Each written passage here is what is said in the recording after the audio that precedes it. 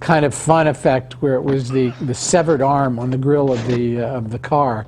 This was before we'd gotten into a lot of heavy animatronics and robotics, and this was early in my career, and had to do things in a much more simplistic way.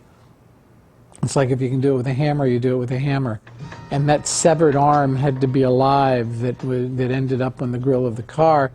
And the puppeteer, the actress, was in the hood of the car with the hand through the actual hand of the severed arm. And then there was a rod on the back end of the arm so that it got all of this life and this movement of this arm that was still alive, which was virtually a puppet.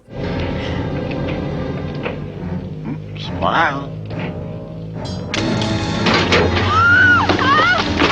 What are you doing? Smile.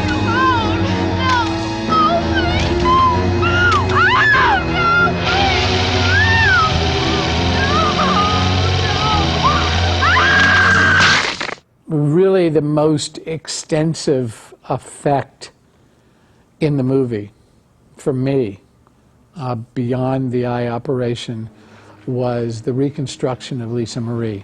She played the hitchhiker, and once she was killed, again, we did a lot of really fun in-camera tricks and slides and moves, which I'll explain to you, but the first image we see of her lying on the mortician's table is this completely destroyed face. How could anyone mar such loveliness? Of course, it was a puppet head recreation of her in this destroyed look. I remember my process of creating the stages, because ultimately what we see in the movie is this destroyed face, and then the skin is starting to be sliced off, and then virtually the next image we have is the skull of Lisa Marie, and then the building back up of that skull with muscles, muscle pieces, the skin being put back on the mortician's wax, bringing her face back to her complete rebuild of her face. And I remember my process of doing this. I started with the life cast of Lisa Marie, and then created a clay replica, and then started literally carving away, section by section, her face.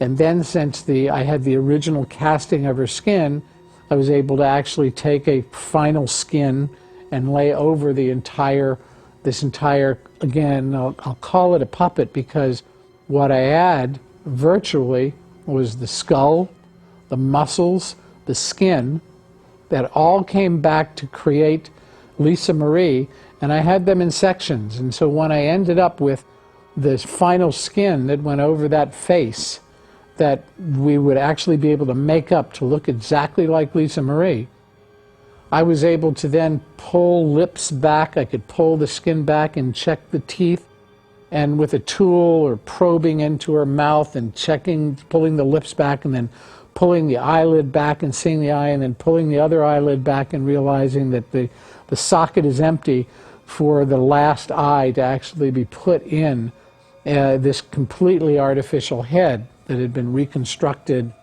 through this very intricate method. And in fact, because it all had to be so intricate for that particular scene, the hands that are actually doing the operation are mine. And then, this was all done in like one shot. We did a wonderful trick move.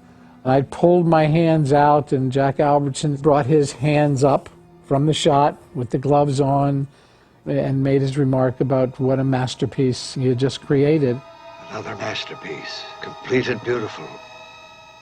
And in that during that pan up, the gurney rolled out, and Lisa Marie rolled into its place, and what used to be a puppet is now Lisa Marie, and the switch is it's a wonderful switch.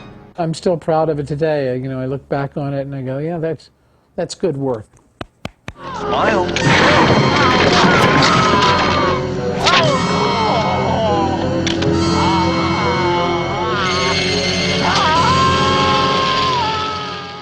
Slashed throats and the gouges in the face, and they were done in cuts. There were a slew of makeup effects like that in this movie, quote-unquote gore effects, the slasher effects. And I think they all worked fine. I mean, in the last scene where we see all of our dead populace with skin starting to peel off their face badly in need of repair, and we realize what the movie is all about. We had a lot of prosthetic makeup effects that we did. She's dead. You can have anything you want for dinner. If you don't mind fixing it yourself.